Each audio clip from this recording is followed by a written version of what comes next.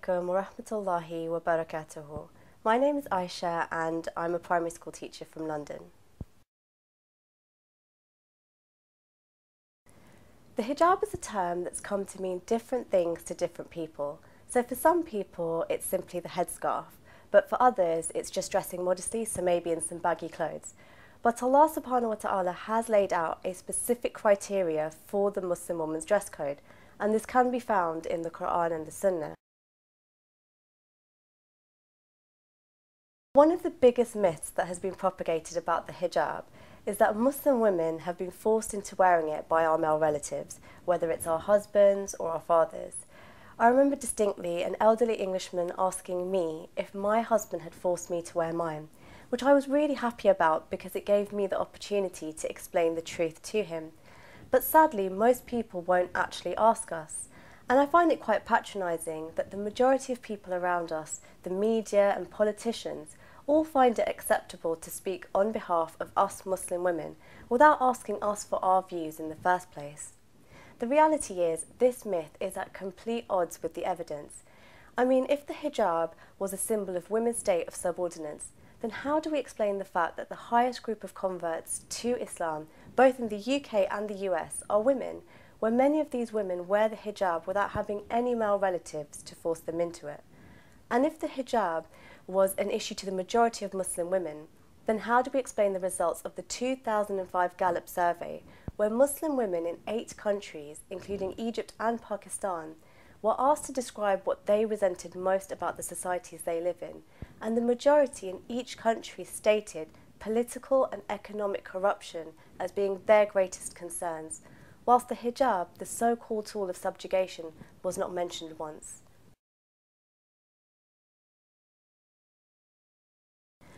I think we have to question this assumption that if a decision made is based upon freedom of choice for the woman, then somehow this alone is when she is valued and elevated.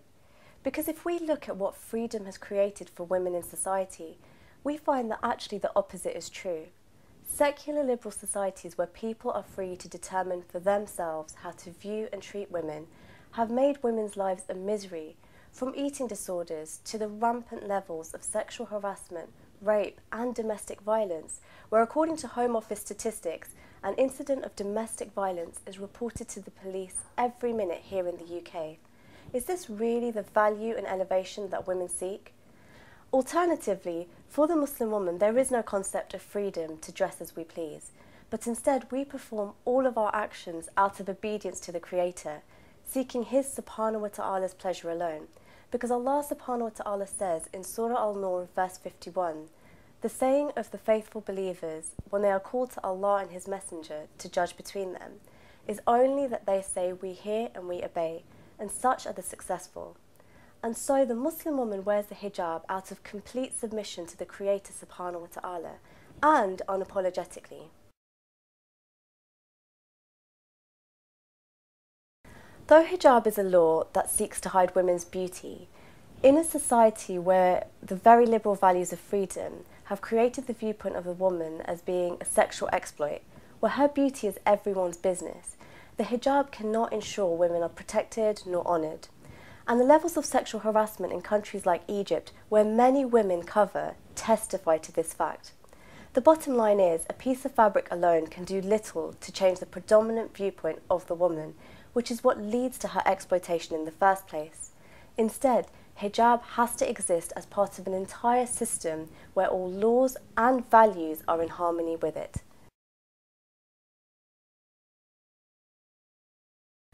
Hijab, when implemented as part of the entire system of Islam, seeks to create a society where women are honoured and treated with respect. Through the Islamic education system, the correct Islamic thoughts are built in all citizens.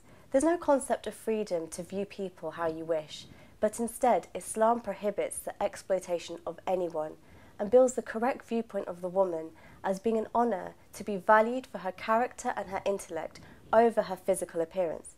Because the Prophet Muhammad sallallahu alaihi wasallam said, the world and all things in it are precious, but the most precious thing is a virtuous woman.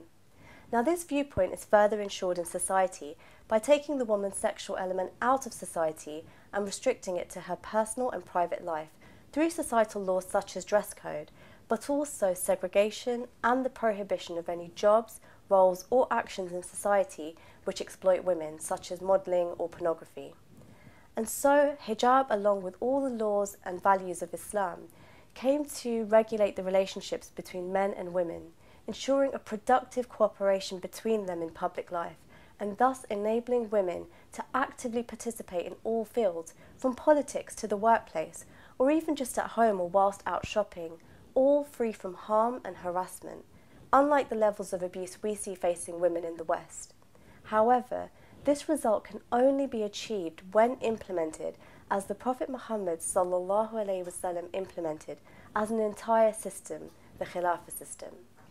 Jazakumullah khairan for listening. If you have any more questions, please log on to the Know Muhammad campaign website on www.knowmuhammad.co.uk.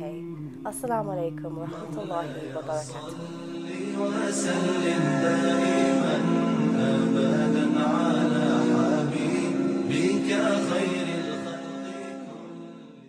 Why did you start wearing hijab? I just realized that the industry of like music and TV and other things, like how they portray women and how they analyze them as a sex object, basically. Hijab just brings out your characters, your internal beauty instead of your, yeah, you know, me.